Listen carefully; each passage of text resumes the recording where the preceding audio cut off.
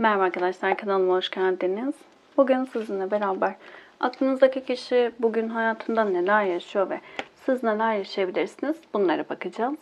İlahi güçten en net bilgileri alarak aktarabilmek için niyetimi alıyorum. Enerjiye dahil olmak için kanalıma abone olmanız ve bu videoyu beğenmeniz yeterli olacak. Aynı zamanda WhatsApp'ta ücretsiz bir şifa grubumuz var. Dileyen arkadaşlarım açıklamalar kısmındaki linkten bu gruba dahil olabilir. Hemen başlayalım. Öncelikle aklınızdaki kişi bugün hayatında neler yaşıyor dediğimizde Kılıç dörtlüsü geldi. Satu ruhu, sağlıklı sınırlar koyun. Şimdi gün enerjisine baktığımızda aktif enerji, dinlenme enerjisi diyebiliriz. Bir süredir sağlık sorunları olabilir. Ya da çok fazla yorucu bir süreçten geçmiş olabilir fiziki olarak. O yüzden daha çok böyle dinlenme ihtiyacı içerisinde olduğu bir gün olabilir aklınızdaki kişinin. Daha çok böyle sessiz, sakin bir gün geçirme isteği içerisinde olacak diyebiliriz. Bazı insanlara karşı sınırlar koyması gerektiğinin farkına vardığı bir gün içerisinde genel olarak da çok fazla böyle insanlara sınır koyamayan, insanlar için çabalayan bir enerjideyse eğer ya da herkes için olmayabilir ama bazı insanlar için çok fazla kendinden veren bir enerji ise, örneğin aile olabilir, arkadaşlar olabilir. Bugünün enerjisinde birazcık bu alanı dengelemek zorunda olduğunu fark edecek diyebiliriz. Evrensel enerji kartı çok çalışmanın ödülü, inatçı bir yapıda olmak, sınırları zorlamak, otoriter. Biraz önce dediğim gibi aslında günün enerjisinde aklınızdaki kişi bir süredir böyle yorucu ve zor bir enerjiden geçmiş olabilir. Ve bununla beraber de artık günün enerjisinde daha çok böyle dinlenme süreci içerisine girmiş olabilir. Çok çalıştığı için artık kendine bir hediye gibi, bir ödül gibi daha sakin, belki bir tatil gibi bir durum olabilir kısa süreli. Bunun için bir kendine hediye vermiş olabilir. Öyle söyleyeyim. Cümleyi toparlayamadım. Yani genel olarak sakin ve kendini toparlama enerjisinde olacak bugün. Şimdi üçüncü kişi teslim olma ilham perisi geldi. Etrafında çok fazla zorlayıcı enerjiler olabilir. Şimdi iş hayatını etkileyen üçüncü bir kişi olabilir. İkili ilişkilerde üçüncü kişi durumunu yaşayan biri olabilir aklınızdaki kişi. Genel manada böyle hep ilişkilerinin içerisine farklı kişilerin dahil olduğu ve bu tür sorunlarla mücadele ettiği durumlar ortaya çıkıyor olabilir. Özellikle uyanış, bu konularla ilgili uyanış ve evet kartıyla beraber bir süredir ona bu konuda uyarılar yapılıyorsa ve bunu dinlemeyen bir enerjideyse artık bunun farkına varmaya başladığı bir sürecin içerisinde olacak. Gerçekleri görmeye başladığı bir durum var üçüncü kişilerle ilgili. Dediğim gibi bu bazıları için iş hayatındaki üçüncü kişiler, bazıları için de ikili ilişkilerde. Her ne olursa olsun bağlantının farkına vardıkları, aslında iyi ya da kötü giden ki daha çok negatif manada etkisi olan kişileri fark ettikleri bir sürecin içerisinde olacaklar. Teslim olma, titreşim ve gizem kartı. Evet. Şimdi bir süredir direndikleri, isteklerini ve arzularını elde edebilmek adına harekete geçmesine engel olan durumları artık kabule geçtikleri bir süreçte olacaklar. Şimdi burada örneğin işte işini büyütmek istiyordur ama o güvenli alandan çıkmak istemiyordur. Kaybetme korkusu, o parasal kayıp korkusu ya da başarılı olamama korkusu onu bu alanda eyleme geçmesine, onun bu alanda eyleme geçmesine engel oluyor olabilir. Direnç gösteriyor olabilir. Artık bu konuda direncini yenecek ve sistemin getirdiklerine teslim olduğu bir sürecin içerisinde olacak aklınızdaki kişi. Bayağı değişik enerjilere doğru geçiş yapıyor diyebiliriz. İlham perisi, imha ve yalnızlık. Şimdi burada yakın geçmişte ciddi bir değişim ve dönüşüm yaşamış olabilir. Bazı sorunların üstesinden gelmiş olabilir. Beklemediği anda beklenmeyen şeylerle karşılaşmış olabilir ve bu süreçte bazı konularda geri çekilmek zorunda kalmış olabilir. Artık bu konuyu nasıl düzelteceğini, bu konuda nasıl ilerlemesi gerektiğini fark ettiği ve anladığı bir sürecin içerisinde diyebiliriz. Örneğin iş hayatındaki bu çok çalışmayla ilgili artık bir şeyleri dengeye getirdikten sonra bu çabanın içerisinde karşısına çıkan engeller, belki çözmediği, belki arkaya attığı, belki görmezden geldiği durumlar. Bunları artık değerlendirmeye başladı ve o sessizliğini doğru adımlarla bozacağı bir sürece doğru geçiş yapıyor. Belki herkes uymayabilir burası ama özellikle şunu biliyorsanız iş hayatında çok rekabetçi biri ve iş hayatındaki işte yükselişler ya da durumlar onun için çok önemli diyor olabilirsiniz. Burada ciddi şekilde bunun etkisini görüyoruz diyebilirim. Yani özellikle bu alanla uyumlanıyorsanız etrafında gerçekten iş hayatında negatife doğru onu çekmek isteyen ciddi rakiplerin olduğunu söyleyebilirim. Şimdi ayrıntılı bakalım. Bugün iş hayatında sizinle ilişkisinde ve aileyle ilgili neler yaşayabilir? Ermiş kartı geldi. Para şövalyesi ve para onusu. Şimdi öncelikle iş hayatıyla ilgili baktığımızda iş hayatında ermiş kartıyla artık daha olgun, daha net kendine güvenen enerjilerde olduğunu söyleyebiliriz aklınızdaki kişinin. Kendi içindeki gücün farkına vardı ve ışığını kendinin oluşturduğu, başkalarının ışığıyla hareket etmediği bir sürece doğru giriş yapıyor. İş hayatında çok güzel sonuçlar alacağı bir durumun içerisinde diyebilirim aklınızdaki kişi için. Şimdi anahtar ve kavuşmak kartı geldi. Uzun süredir hayalini kurduğu, uzun süredir elde etmek istediği iş hayatındaki başarı çok yakın. Ona kavuşmak üzere diyebiliriz. Çok büyük bir atılım yapmış ama bu atılım şöyle, örnek olarak veriyorum buraya. İşte bir proje hazırlamıştır ve bu projenin işte patronun o projeyi onaylaması ya da o projede kendini göstermesiyle beraber bir terfi alacak olabilir. Yani amacı aslında zaten terfi almaktır. Kendini işinde ne kadar başarılı olduğunu göstermektir. Bu projeyle, bu çalışmayla bunu gösterip o istediği terfiye ya da istediği mevkiye kavuşacak bir aklınızdaki kişi var diyebiliriz. Bu bazıları için maaş artışı olabilir, bazıları için yükseliş olur, bazıları için gördüğü fırsat, işte edindiği çevreyle beraber farklı bir alana geçiş olabilir. Birçok şekilde kendini gösterebilir. Ama istediği ve mutlu olduğu alana doğru ilerliyor güzel bir şekilde. Şimdi sizin arasında neler olabilir dediğimizde para şövalyesi, hayat ağacı ve hüzün kartı. Bir süredir sorunlar yaşıyor olabilirsiniz. Kalp kırıklıkları yaşanmış olabilir. Ancak sizinle arasındaki ilişkiyi daha doğrusu köklü bir ilişki olarak, sağlam bir ilişki olarak görüyor aklınızdaki kişi ve şu an daha çok bekleme enerjisine geçmiş diyebiliriz. Para şövalyesi beklemektir, sabretmektir. Doğru adımı atmak adına strateji geliştirmektir. Şimdi bu noktada daha çok sizin orada olduğunuzu bilen bir enerjide diyebilirim. Hayatında belki başka alanları düzeltmeye çalıştığı bir süreçte, çünkü siz orada duruyorsunuz. Ve ya da zamana ihtiyacınız olduğunu düşünüyor. Genel olarak ama bir güven var sizin orada olduğunuza dair, sizin ilişkinizin köklü olduğuna dair. Burada zamandan bahsetmiyorum ama köklüden kastım birbirinize karşı güven. Bu belki sevginizi çok net karşı tarafa aktardınız. Sizin onu gerçekten sevdiğinizin farkında olan biri olabilir aklınızdaki kişi. Böyle bir güven içerisinde. O yüzden evet, kalp kırıklıkları var, sıkıntılar var ama sabrediyorum. Doğru zamanda doğru hamleyi yapacağım dediği bir durumun içerisinde. Aileyle ilgili de para onlusu, ok ve Meryem Ana kartı geldi. Bir kart daha alacağım buraya. Mahkeme. Şimdi aileyle arasında bir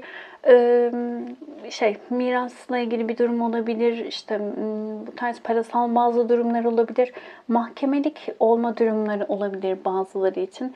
Bazıları için bu mahkeme gerçek bir mahkeme, dediğim gibi miras tarzı durumlar olabildiği gibi bazıları için de yüzleşme olabilir. Ani bazı haberler alınacak aile içerisinde ve burada biraz daha böyle şefkatin hakim olduğu bir süreç oluşacak diyebilirim.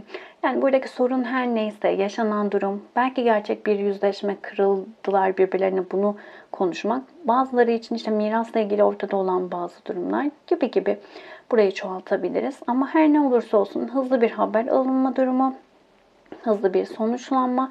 Bu sonuçlanmayla beraber aslında herkesin iki tarafında diyelim rahata kavuştuğu bir süreç oluşacak. Yani biraz buradaki o sorunların netleşmesiyle beraber belki herkes kendi yoluna bakacak. Ama yani çok sıcak, mükemmel bir enerji belki oluşmayacak ama en azından çözülmüş olması aradaki gerginliği ortadan kaldıracak diyebilirim. Evet, para onusu çok iyi bir karttır aslında baktığımızda. Tamamlanmaktır, aile olarak güzel enerjilerden bahseder ama buradaki o enerji birazcık daha böyle mükemmel aile tablosu yok yani. Bakın buradaki resme dilisine baktığımızda da arkadaki eve baktığınızda aslında orada bir yıkım var. O yıkıma rağmen mutlular.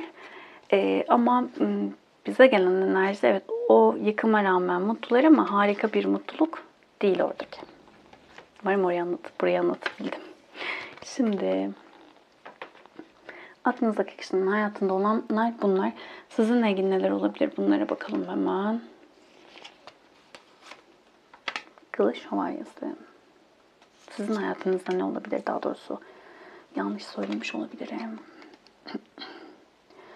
Kılıç şövalyesi, Şahin ruhu, kutsal ruh rehberiniz olsun dedi.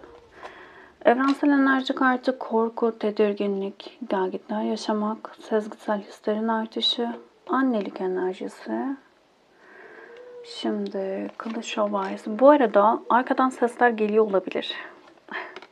Oğlum oyun oynuyor ve bu kadar kontrol edebiliyor. Öyle söyleyeyim. Ses geliyorsa falan. Şimdi anneliği görünce oradan o geldi aklıma. Arkadan sesler geliyor. Şimdi biraz enerjiniz gergin olabilir bugün. Sakin kalmaya çalışırsanız çok iyi olur diyebilirim. Biraz böyle huzursuzluk enerjisi olabilir ama biraz şunu hissettim. Çok biraz dedim ama çevrenizdeki insanlar sizin birazcık sinir katsayılarınızı arttıracak olabilir. Öfkelenmenizi isteyecek olabilirler. Buna çok uymayın. Kavgadan, huzursuzluktan beslenen insanların isteklerini gerçekleştirmeyin, öyle söyleyeyim. Hissettiğiniz duyguları tabii ki yok saymayın ama burada o hissettiğiniz duygunun arkasında ne var, buna bakın. Kutsal ruh rehberiniz olsun diyor Şahin ruhu. Burada daha çok rehberlik isteyin. Yani burada niye göremiyorum? Bu kişi bana bunu neden yapıyor? Ben kendimde kendi içimde bulup da görmem gereken şey ne? Buna bakın derim. Çok hızlı sinirleniyor olabilirsiniz. En azından bugün öyle olacak olabilir. Burada biraz şey var. Merhametli bir enerjiniz var ve öfkeyle kalkarsanız, öfkeyle yapacağınız şeyler daha sonra size haklı olun, haksız olun fark etmiyor. Sizi üzecek bir durum ortaya çıkarabilir. Buraya dikkat etmenizde fayda var. Tekrar söyleyeyim ama burası bence önemli. Yani manipüle etmek isteyen insanlar olabilir çevrenizde. Dikkat edin, öyle diyelim. Ruhun karanlık gecesi, hesaplaşma ve terk etmek kartları geldi. Şimdi sınanıyorsunuz. Burada yaşadığınız şeylerle beraber bazı şeylerin ortaya çıkması gerekiyor. Özellikle terk etmek, terk edilmek konularıyla ilgili, arkanızdan işler çevrilmesi konularıyla ilgili sınanacağınız bir sürece doğru giriş yapıyor olabilirsiniz. Bir süredir bunlarla zaten mücadele ediyor olabilirsiniz ama şöyle söyleyeyim, bu alanı konuşamadığımın farkındayım çünkü sizin enerjiniz birazcık değişik. Şöyle, burası ikili ilişkilerle ilgili partnerle ilgili değil. Burası biraz aile ve yakın çevreyle ilgili diyebilirim. Dikkat etmenizde fayda var. Çevrenizdeki insanlar içinizdeki o karanlık bazı şeylerin ortaya çıkmasını istiyor.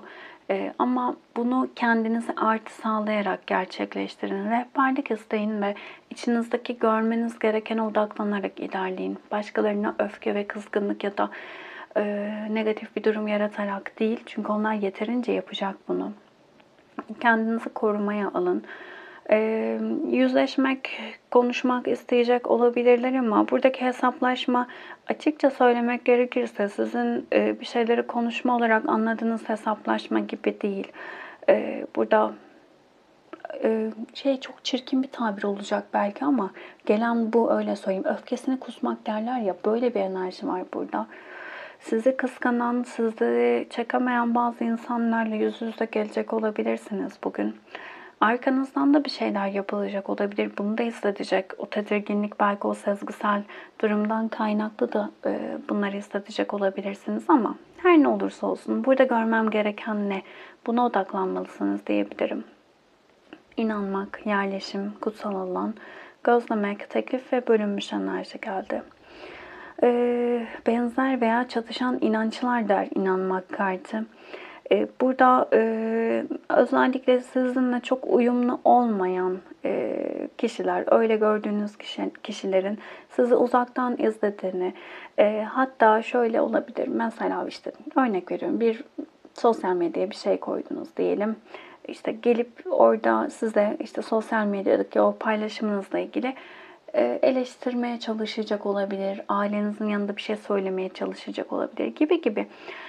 Kendi inançlarını, kendi yaşam tarzlarını dayatmaya çalışacak olabilirler. Ama bunu yaparken negatif manada bunu yapmaya çalışacaklar diyebilirim. Dikkat edin. Hesaplaşma kartıyla beraber de şöyle söyleyebilirim. Burada artık bazı şeylerin farkına varmanız gerektiğini söylüyor bize sistem. Birlik kartı. Evet, birlik çok önemli ama en iyisini hak ettiğinize inanmanız gereken bir süreçtesiniz. Burada hesaplaşmak isteyecek, bu tür durumları ortaya çıkaracak olan kişi diyelim. Sizin bir olmak adına birçok şeyini görmezden geldiğiniz, birçok şeyine sustuğunuz kişiler olabilir.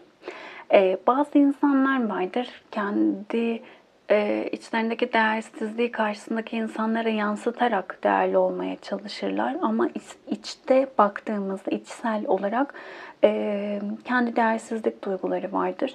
Bu tür durumlarla sizi değersizleştirmeye çalıştıkları bir durumun içerisinde kalacak olabilirsiniz. Burada şunu söyleyeyim.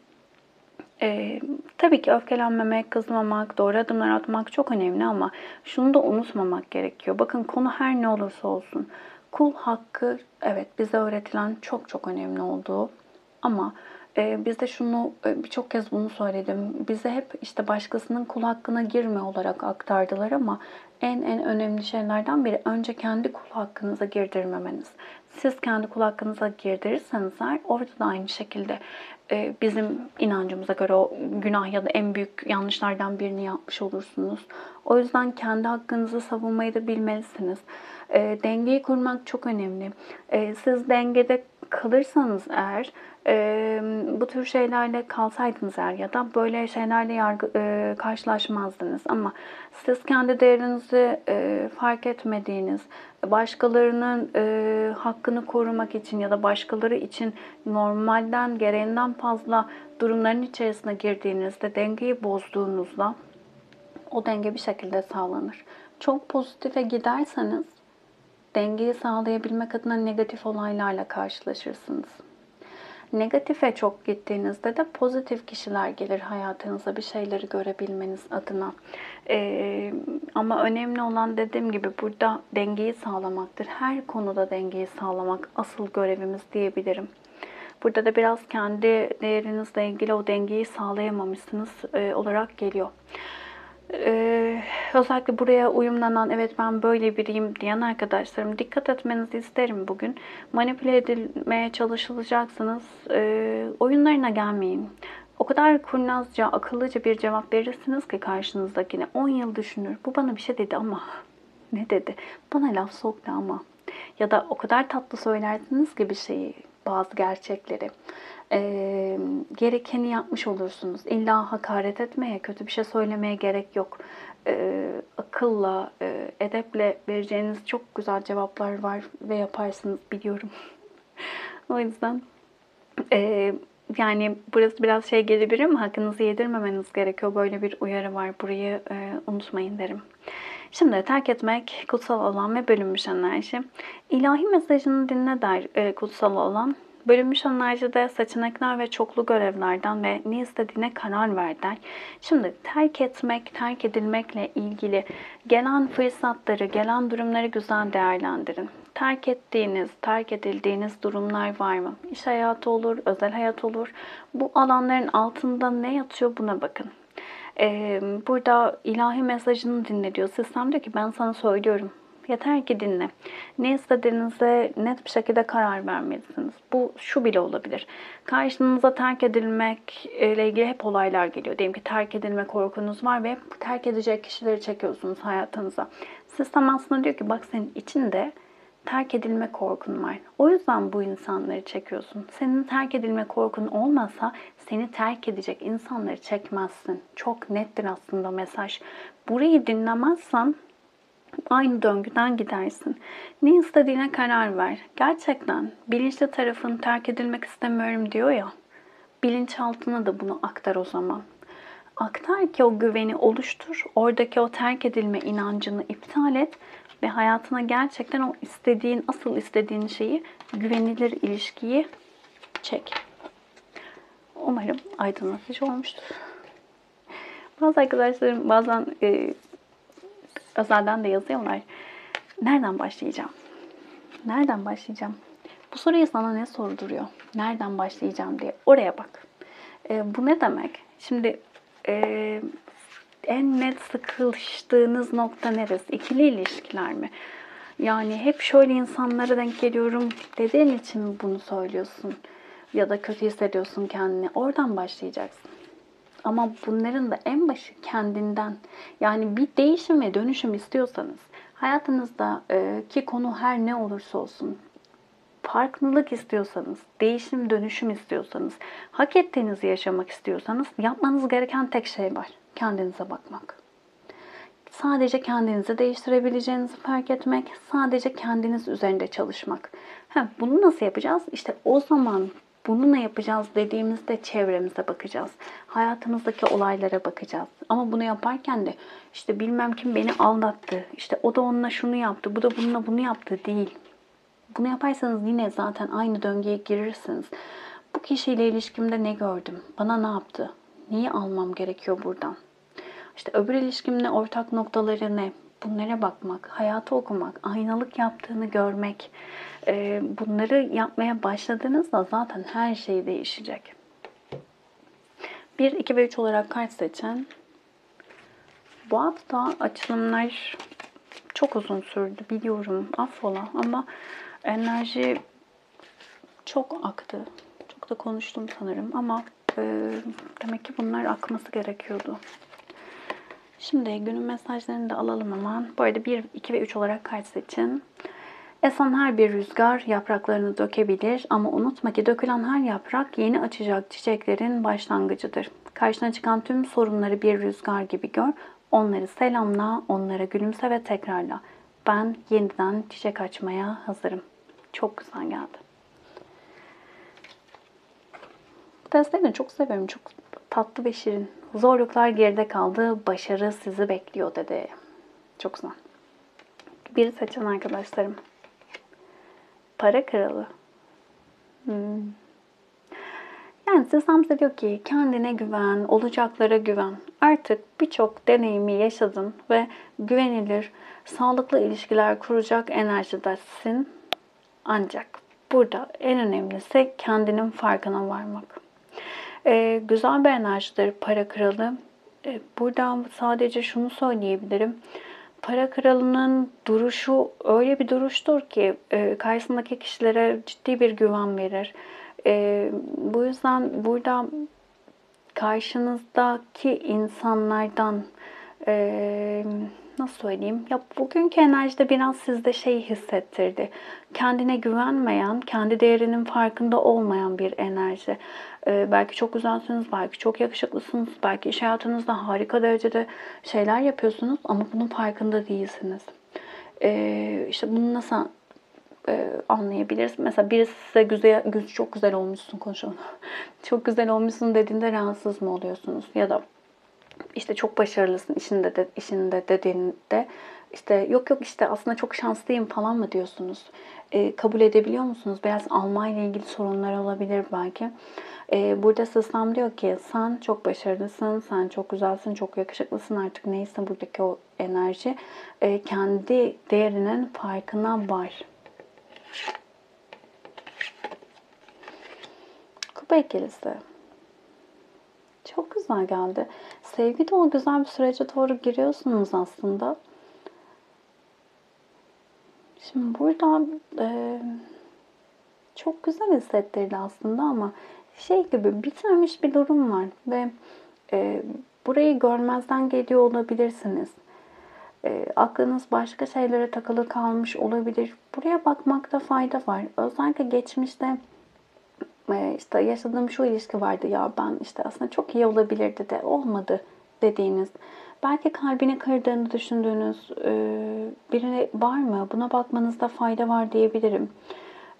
Burada sanki onurlandırılmamış bir ilişki var. Öyle diyeyim. Çok net bunu hissettirdi. Üçü saçın arkadaşlar. Arkana yaslan keyfine bak. Çok net geldi. Deste de çok güzel bir deste. Değnek kraliçesi kendi gücünün farkına var. Kendini seç der bize. Burada çok net bir şekilde arkana yaslan, sisteme güven mesajı var. Çok fazla acabalarınız varsa, korkularınız varsa diyor ki hayır sen hak ettiğini alacaksın. Sen yeter ki sisteme güven. 2'yi ayrı bırakıyorum 2'yi seçen arkadaşlarım ama 1 ve 3'ü seçen arkadaşlarım çok net kendinize güvenmeniz gerekiyor. Sisteme ve kendinize güvenin. 2'yi seçen arkadaşlarım siz de bir düşünün. Bitmeyen, onurlandırılmamış bir ilişki var mı? Kötü bir şey yaşamanıza gerek yok. Kalbi kırılmış birileri arkada kalmış olabilir belki. Bu biraz sizi etkiliyor olarak geliyor. Evet, kolektif bir açılım. Hepsiyle uyumlanamayabilirsiniz ama içerisinden mesajlar almaya odaklanın lütfen. Videoyu beğendiyseniz beğen tuşuna basabilir. Abone değilseniz abone olabilirsiniz. WhatsApp'taki ücretsiz şifa grubumuza açıklamalar kısmındaki linke tıklayarak direkt dahil olabiliyorsunuz. Aynı zamanda offline sarkaç eğitimimiz var. Dilerseniz WhatsApp'tan iletişime geçip bilgi alabilirsiniz. Teşekkür ederim vakit ayırdığınız için. Başka videolarda görüşmek üzere. Hoşçakalın.